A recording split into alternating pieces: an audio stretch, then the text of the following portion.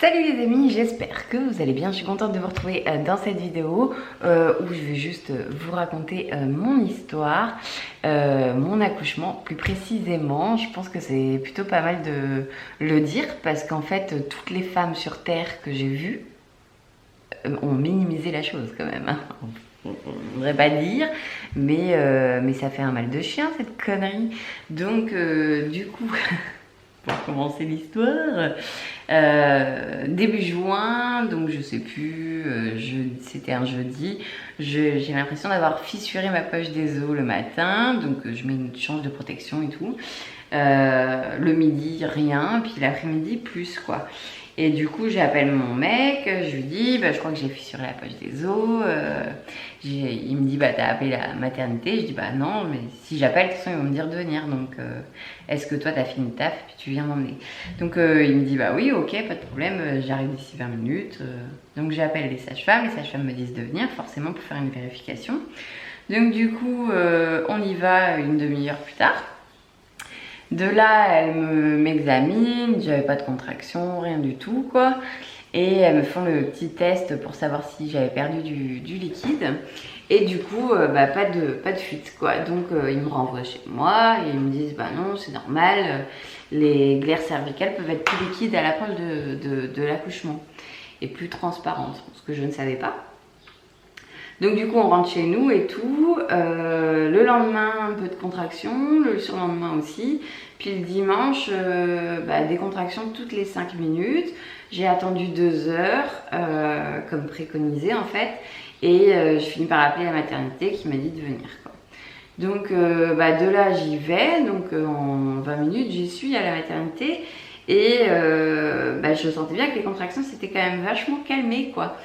Et donc du coup elle me met le monito, elle regarde et puis on était plus proche des 8 minutes quoi. Donc elle regarde mon col, elle me dit vous avez un col court mais il est encore bien ferme, donc votre accouchement c'est pas avant 5-6 jours quoi. Donc ça donnait un peu après le terme. Donc dans tous les cas moi j'avais rendez-vous le jeudi 11 pour... parce que tu es obligé le jour du terme, il faut que tu te présentes. Et du coup je rentre chez moi, je vais m'allonger, les contractions reviennent un peu plus loin, un peu plus longues en fait. Donc du coup je m'inquiète pas trop. La fin d'après-midi je dis aux gars venez, on va faire un tour on va faire de la marche quand on va se promener.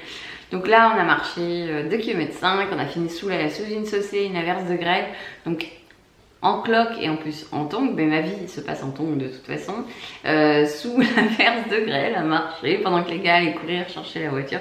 Enfin bref, c'était épique quand même comme balade. Et donc on rentre chez nous, pas de problème, pas plus de contractions que ça. Je vais me coucher assez tôt, vers 22 h, et puis à 23h30, j'entends comme un bouchon de champagne qui explose, tu vois, vraiment un pop comme ça. Et du coup je me retrouve à me dire il se passe quelque chose. Donc je vais aux toilettes, je vérifie que j'ai pas fissuré la poche des os, que j'ai pas perdu ou quoi que ce soit, et du coup je vois que j'ai rien. Je dis c'est chelou, pas de contraction plus que ça, donc je vais prendre un bain. De là je décide quand même de mesurer les contractions, je les trouve pas régulières mais je voulais les mesurer quand même, donc je prends mon application. Je mesure les contractions, et là les contractions en 10 minutes elles sont passées de pas douloureuses à très douloureuses. Et j'étais dans le bain, j'ai essayé de tenir, j'ai tenu 20 minutes dans le bain mais à me tordre quand même. Mes contractions n'avaient rien de régulier, mais vraiment rien du tout. C'était un coup 10 minutes, un coup 3 minutes, un coup 30 secondes, enfin bref du gros n'importe quoi. Et donc du coup moi dans ma tête j'étais là, c'est du faux travail, mais elles font mal quand même, donc à voir quoi. Au final je sors du bain, j'avais comme une envie de chier tout simplement. Donc je sors du bain, j'essaie d'aller aux toilettes, ça marche pas, je me tords de douleur, et puis du coup je veux pas réveiller mon mec et lui dire vas-y on y retourne, parce que c'est quand même, je trouve ça bizarre. On avait fait déjà 2 retours de la maternité, donc il y a un moment donné, ton mec il est gentil mais faut pas exagérer. Et donc du coup je me suis retrouvée à marcher en fait dans ma pièce de vie. On peut faire tout le tour en fait, c'est un ovale quoi. Et donc du coup je me retrouve à poil à marcher, à tenir mon ventre et puis à me dire tant que je peux parler, c'est que c'est pas des vraies contractions. Parce que c'est ce que j'avais entendu pendant toute ma grossesse. Premier mytho qu'on m'a raconté, parce que tu peux parler quand tu as des contractions, hein, c'est pas une bonne jauge quoi. Et au final, au bout de 2 heures à peu près de contractions, j'en pouvais plus, enfin je finissais par être... alors ce qui me calmait c'était d'être à cheval avec un coussin entre les jambes sur mon canapé puis le dos rond quoi, c'est ce qui me permettait de tenir le plus. Quand j'essayais de marcher sur la fin et que j'avais une contraction, bah, si elle était trop forte je me suis retrouvée à genoux, enfin vraiment j'étais pas bien. Au final j'arrive pas à monter les escaliers, j'appelle mon mec, je le réveille, je lui dis bah descends, je pense que là c'est bon quoi. Donc lui il y est pas du tout, il me dit elle me fait chier, je dois les bosser, mais enfin pas méchant hein, mais il croit pas forcément à ce moment là. Et il descend et là il me retrouve donc à poil au bout de ma vie, à califourchon sur mon canapé, j'en pouvais plus me poser des questions, j'arrivais pas à répondre. Tout ce que je disais c'était réveil, bah, on avait le grand Daryl qui était là, réveil Daryl, il faut réveiller les voisins, enfin trouve une solution, démerde-toi, trouve une solution, je fais ce que je peux de mon côté. Et donc il boit un café, le mec pas affolé du tout quoi, et puis bah, au début pas affolé quoi, il prend son café et tout, et puis il essaye de me parler, il voit bien que je suis à 10 000 lieues de ce qu'il me raconte, j'en ai mais vraiment rien à foutre de son organisation, à ce moment là, on n'est pas du tout en osmose quoi. D'habitude c'est moi qui veux organiser les choses, que ça soit nickel, carré, et là pas du tout, c'était assez drôle, c'était lui qui cherchait une organisation, moi j'étais juste avec moi-même quoi, en train de me dire mais non mais ça se trouve c'est du faux travail, ça se trouve on y va pour rien, mais j'ai quand même vachement mal. Et au final il me voit me tordre de douleur et il me dit écoute Elodie, je vais appeler les pompiers parce que pour moi tu vas accoucher ici quoi. Donc du coup bah là je me redresse et tout et je me dis non c'est pas possible, je veux pas accoucher à la maison, je veux pas, je veux la péridurale, ça fait déjà trop mal, c'est pas possible quoi. Donc il réveille son fils, c'était assez drôle, qui m'a dit le lendemain, donc il va pour réveiller Daryl en pleine nuit, il était 1h30 du matin. Et il dit bah mon grand faut se lever et il faut qu'on ait Elodie à la maternité quoi. Elle va accoucher et du coup Daryl dans son rêve, enfin demi-réveillé, t'es là mais qui ça qui doit aller à l'hôpital. ça a fait rire Vivien du coup, c'était la petite dose. Au final on n'arrive pas à joindre les voisins donc bah, on met Daryl dans la voiture hein, et puis bah, il réveille du coup la maman de Daryl pour qu'elle vienne de chez elle à la maternité pour venir le chercher. Alors ma maternité est à 10 minutes top chrono en voiture, je pense que je viens à rouler à fond de balle, c'est sûr. Et il y a un nid de poule juste au niveau d'un pont qui est un gros nid de poule, quand tu as une contraction tu le sais, tu es au courant. C'était affreux la voiture, autant le matin avec les petites contractions ça le faisait à l'aise, enfin je l'avais même dit, ça va on est vraiment pas loin, ça va quoi. Mais en fait quand tu es en plein travail bah, ça fait super mal. Au final, on arrive aux urgences donc de la mater et bah, de là, Vivien commence à me gueuler dessus parce que moi je tenais pas en position assise en fait, enfin, ça me faisait vraiment trop mal. Donc aussitôt qu'il s'arrête, en fait lui va chercher le personnel et moi je descends de la voiture quoi et je me mets vraiment, bah, tu vois, je me mets debout comme ça dans la bagnole et puis du coup Vivien elle arrive, il me gueule dessus, mais monte dans la voiture, monte dans la voiture. Et moi du coup j'étais là, non je monte pas dans la voiture, il vient de me chercher, j'ai rien à foutre. Il me dit mais oui mais il veut que je me rapproche. Alors moi du coup je prends mon gros sac et je me casse à pied en train de me tenir le ventre, en train de me dire mais je vais mourir, aidez-moi quoi. Au final ils ont même pas eu le temps de sortir le brancard, c'est moi qui est rentrée dans les urgences, enfin la meuf à l'agonie mais encore capable de faire des trucs. Je me mets sur le brancard et tout, les urgentistes étaient là, bah, elle va accoucher ici, c'est pas possible, elle va pas monter en mater quoi. Du coup, il y a une infirmière qui dit si on va la monter, donc ils me mettent dans l'ascenseur, ils me montent, j'arrive mais en gueulant comme une vache espagnole, mais un truc de fou, j'ai jamais gueulé autant de ma vie, enfin vraiment. Et donc du coup, j'arrive en maternité, donc la sage-femme et l'auxiliaire m'auscultent. Je ne tenais pas, mes jambes elles tremblaient comme ça, dès que j'avais une contraction en fait je paniquais et du coup bah, j'étais en suffocation totale, enfin en aucune gérance du tout de la contraction. Le truc qu'on t'apprend en cours de cours d'accouchement, de préparation, où on te dit il faut visualiser une image qui vous fait du bien, respirer, tout ça, t'as pas le temps en fait. Enfin moi personnellement j'avais pas le temps. Quand je suis rentrée dans la salle, j'avais des contractions toutes les 30-45 minutes, 45 secondes pardon. Et, enfin c'était vraiment très rapproché, hein, je sais pas exactement le temps mais bon, c'était très rapproché. Là elle m'ausculte et elle me dit vous êtes qu'à 3. Là dans ma tête, mais ça fait ni une ni deux. Je dis bah je veux une césarienne parce que moi je me voyais pas. Pour un premier on te dit 1 cm 1 heure, donc il me restait quand même 7 cm à faire avant la poussée et je me voyais pas rester 7 heures dans cet état là, c'était pas possible. Donc je demande une césarienne tellement que j'étais paniquée. Donc on m'a dit que ça ne se faisait pas, qu'il fallait que de toute façon il n'y avait pas le choix et que j'étais pas la première et que voilà grosso modo t'y restes. Et du coup je demande aussitôt, je dis bah, je veux la péridurale maintenant, en espérant que l'anesthésiste était dispo. Du coup elles appellent, elle me dit c'est bon, il arrive dans 5 minutes, il n'y a personne, vous inquiétez pas, c'est bon quoi. Donc du coup pendant 5 minutes elles ont essayé de me calmer et tout ça. Au final quand l'anesthésiste est arrivée j'étais à 5 et enfin 5 cm de dilatation. Et du coup elle commence à me poser donc la péridurale, donc un truc qui me faisait un petit peu peur quand même. J'avais pas forcément, enfin j'étais pas pressée de vivre ce moment là. Puis au final quand tu le vis avec tellement la douleur de la contraction que bof, c'est du pipi de chat une péridurale à côté de ça quoi. Puis je savais que ça allait me soulager, donc j'ai vraiment été à fond dans la maîtrise là pour le coup, parce qu'on me disait si vous voulez être soulagé c'est simple, faut pas bouger quoi. Donc enfin c'est simple, façon de parler. Au final je suis restée à être à pas bouger quoi, à avoir le temps de la péridurale. Donc elle me rallonge une fois la péridurale finie. Là elle regarde et j'étais à 8 de dilatation en 15 minutes. Donc en fait en une demi-heure je suis passée de 3 à 8. Donc la sage-femme est retournée voir si mon chéri avait donné son fils, donc c'était bon, il avait donné. Elle est allée le voir en disant bah non finalement votre femme c'est pas du chiquet qu'elle fait quoi, elle est pas douillette, c'est juste que ça va super vite et que du coup elle a pas le temps d'encaisser quoi.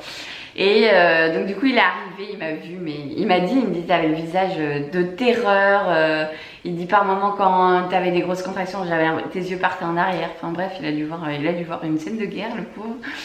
Et du coup très vite j'ai eu envie de pousser, donc une fois qu'il était dans la pièce et j'étais en train de gueuler, je vais chier, j'ai envie de pousser et j'avais vraiment envie d'aller aux toilettes et juste de faire caca tu vois, et hop de retourner à cette affaire là. Et au final du coup on me dit que c'est normal que j'ai envie de pousser, que c'est normal que j'ai l'impression que ça va être c'est le bébé qui appuie en fait tout simplement sur le rectum et que c'est pas une envie de chier mais c'est juste une envie de mettre mon gamin au monde. Donc là tu dis vive le glamour quand même. Et puis bah j'ai envie de pousser quoi, je gueule, j'ai envie de pousser, c'est le moment, il est là, je le sentais passer et c'était un truc de ouf quoi. Et elles étaient là bah non il est encore trop haut, faut pas pousser maintenant et tout. Et bah sauf que quand t'as une envie de pousser, bah tu peux pas, autant la contraction tu peux la gérer, enfin, tu peux essayer quoi, mais la poussée bah tu peux pas, c'est quelque chose de hyper bestial en fait. Et puis toi-même dans ta tête je sais pas, t'as un shoot de quelque chose, je sais pas, une hormone, j'en sais rien, où tu te dis de toute façon c'est maintenant, il va arriver là dans les 45 minutes, il est là quoi. Et donc du coup bah j'ai pas réussi à me retenir à pousser, donc elles essayaient quand même de faire en sorte que je ne pousse pas, malgré que comme elles l'ont dit à mon conjoint bah c'était physiologique, parce que lui il commençait à s'énerver en train de dire oui elle t'ont dit de pas pousser, et puis du coup bah l'auxiliaire a dit mais non mais c'est physiologique, elle ne peut pas ne pas pousser, c'est pas possible. Et mais en même temps elle m'expliquait que bah, le fait de pousser trop tôt c'est je coupais la respiration en fait, l'oxygène au bébé, donc c'était pas bon. Donc bah, tu commences à pleurer, tu te dis bah, c'est bon, je fais ça mal, enfin bref c'était un enfer. Et au final quand il a été assez bas j'ai poussé 2 fois et il est sorti. Donc bah, là tu sens tout hein. Tu sens la poche des os qui se fissure, ton bébé vraiment passé, c'est impressionnant et c'est un soulagement mais tellement immense. Ensuite je l'ai vu en l'air avec le cordon ombilical, j'imaginais pas du tout ça comme ça, le cordon ombilical, en fait c'est blanc, vert, enfin c'est un peu toutes les couleurs. C'est des veines quoi, j'imaginais pas ça comme ça en fait. Et du coup je le vois en l'air Et je voulais le prendre, elle me disait attendez, donc elles m'ont essuyé. Là il s'est mis à pleurer, donc déjà moi j'étais soulagée. Puis elles me l'ont mis au pot à pot. Et du coup voilà comment Liam est arrivé en un peu moins d'1h30 finalement. Arrivé à la maternité. donc voilà, grosso modo moi avec mes débuts de contraction ça fait un accouchement en 3 heures. Pour un premier on m'a dit que du coup que si je voulais un deuxième fallait peut-être limite que j'aille en avance et dès le moindre soupçon quoi. Mais il n'y aura pas de deuxième cette fois, j'en suis sûre. C'est-à-dire que la grossesse, j'ai pas aimé, les contractions, j'ai pas aimé, je vois pas pourquoi je vais re-signer. Les filles qui vous me disiez, oui, t'inquiète, une fois qu'on te le pose, tu oublies. Alors certes, on oublie complètement la douleur une fois qu'il est posé, surtout que moi du coup là, c'est arrivé à peu près au moment où la péridurale a agi, donc du coup c'était plutôt assez décontractant, on va dire. Mais non, on n'oublie pas quand même, on n'oublie pas du tout, c'est pas possible, tu peux pas oublier ce que tu as vécu. Enfin, moi en plus je l'ai vécu dans un état de stress et de panique, et je n'ai pas géré du tout mon accouchement. Et vraiment c'était, enfin je suis pas prête d'oublier quoi. J'en ai fait des rêves et tout à la maternité, je revivais ce moment-là et tout. Et en me culpabilisant un petit peu, mais bon, au final, il va bien et tout, il n'y a pas de problème. Donc voilà, il est né, et puis de là, ils nous ont laissé 3 heures à la salle de naissance. Il a pris le sein très rapidement. Puis bon, on s'est tous endormis là-dedans, hein, j'ai envie de dire. À 6 heures, ils nous ont montés en chambre. Ils voulaient pas que je me lève forcément tant que j'avais pas uriné parce que, en fait, là, avec la péridurale, c'est un risque que les jambes elle tombe, et donc du coup ils veulent que tu urines pour voir si tout simplement le bas de ton corps fonctionne. Donc du coup moi je dis il n'y a pas de problème, j'ai envie de pisser donc il n'y a pas de souci, je vais aux toilettes et tout. Elles me disent c'est bien, vous tenez bien sur le jambe et tout. Je dis oui, je dis mais là moi j'ai envie de fumer une cigarette, donc je vais aller fumer une clope, je vais m'habiller, je vais fumer une cigarette. Elles m'ont regardé un peu comme un extraterrestre, alors pas tant pour la cigarette, mais le fait que je veuille marcher et tout ça, descendre, prendre l'ascenseur et tout.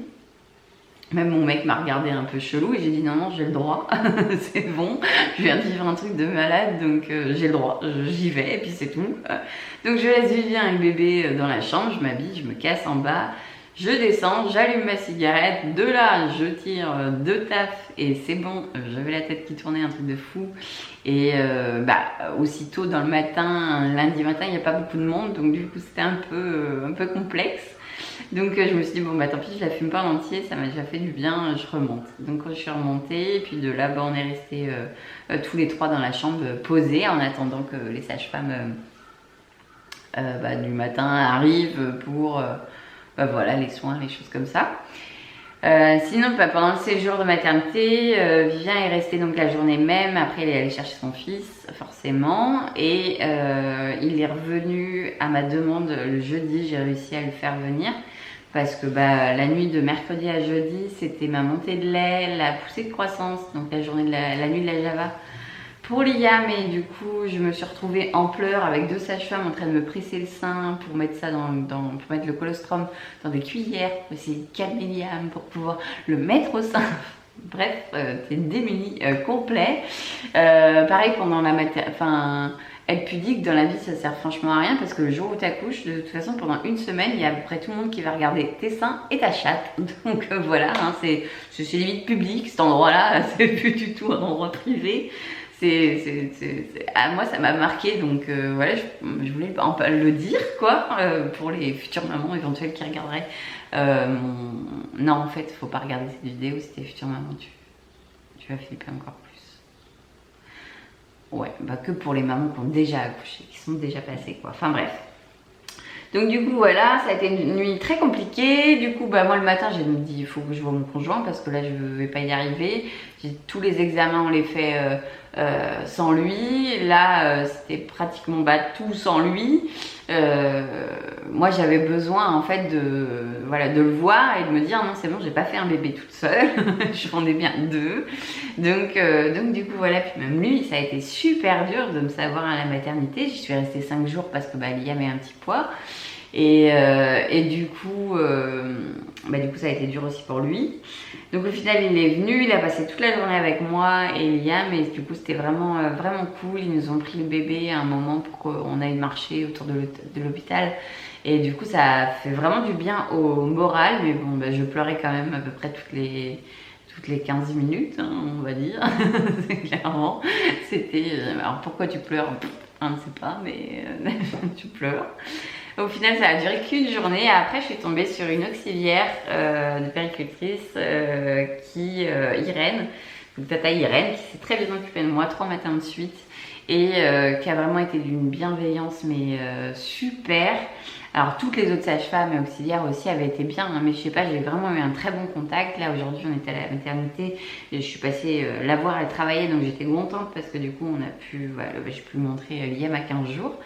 Et vraiment c'est une femme merveilleuse, ça m'en ému de parler de cette dame-là. Elle a vraiment été super présente pour moi.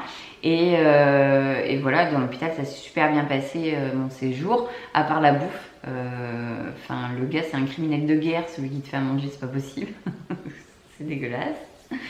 C'est vraiment pas bon. Enfin, heureusement qu'il y a le petit déjeuner avec du pain frais et de la confiture pour essayer de te caler la journée, parce que sinon c'est un peu compliqué. Même les desserts étaient pas bons. Enfin bref, vraiment manger 5 jours à l'hôpital, c'est...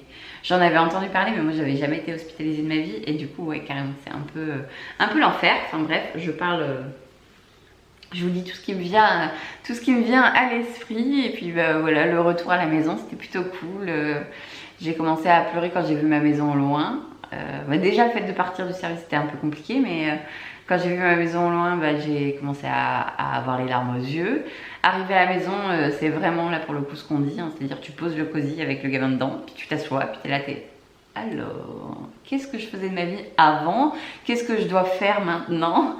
Donc j'ai eu une petite demi-heure comme ça, enfin 20-30 minutes, on s'en fout, un peu dans le flou, à pleurer. Vivien il savait pas trop comment non plus. Si j'avais besoin d'un câlin, si j'avais besoin d'être toute seule, voilà, d'être tranquille. Puis au final je me suis mis à faire du rangement dans la maison et ça m'est passé très rapidement. Je suis allée à la pharmacie chercher tout ce qu'il fallait pour Liam, les vitamines, les conneries comme ça là. Et puis bah voilà, du coup le retour à la maison s'est super bien passé. Ça fait 10 jours là qu'on est à la maison et ça se passe super bien. La preuve, j'ai plutôt bonne mine, je trouve. Voilà, on est sur des nuits des nuits de jeunes parents en fait, hein. C'est-à-dire que tu dors pas beaucoup, mais bon, ça va. Kaya m'avait bien, mon âne, m'avait bien entraîné. Bon, elle c'était toutes les 4 heures, c'était plus cool. Et puis ça dure beaucoup moins de temps, hein. Préparer un biberon et donner à manger à un ânon, ça dure 15 minutes, tu vas te recoucher. Une tétée, plus un change, plus le câlinage, sur 3 heures, il te reste allez, 45 minutes à dormir, t'es content. Donc voilà, mais bon, on va que vers du mieux et c'est l'essentiel. Et là-dessus, je suis super contente. Mais je ne re-signerai jamais. Si je retombe enceinte dans ma vie, franchement, c'est que j'ai pas fait exprès. et que ce sera pas voulu. Mais je crois que je m'angoisserai encore plus pour le deuxième accouchement. On met sous péridurale une semaine avant la fin du terme. Je sais pas ce qu'on peut faire, mais bon. Enfin bref, voilà, c'était une chouette expérience. Moi je suis contente d'avoir fait toutes ces vidéos, déjà pour moi, parce que ça peut être marrant, ça peut être, enfin voilà, si mon fils a envie de les voir, un de ces 4, bah il les verra. Et puis aussi pour partager avec vous, ma communauté. C'est bien de parler de beauté, mais c'est bien aussi de parler de la vie. Et puis du coup c'est une étape de femme. Et la beauté, voilà, ça va avec aussi, hein, je vais vous dire. Et puis voilà, moi mes hormones sont revenues normales. Ah oui, je voulais vous parler d'ailleurs beauté. Le soin Kérastase que j'avais reçu dans la box Tinilo à l'huile de ricin en anti-chute de cheveux. Bah déjà j'ai pas de chute de cheveux, donc je suis plutôt contente là-dessus. Et il sent bon et franchement c'est une tuerie ce shampoing. Il est vraiment trop bien, j'ai les cheveux tout doux. C'est vraiment... ils sont soyeux et tout, c'est vraiment top. Donc voilà, super contente de ce shampoing là. Et voilà, c'est tout en fait, hein. Je vais vous laisser parce que je pense que là la vidéo est assez longue. Si vous êtes arrivé jusqu'ici, n'hésitez pas à mettre pamplemousse en commentaire, ce sera marrant. Et puis moi je vous fais plein de bisous, je vous dis à mercredi prochain. Ciao ciao.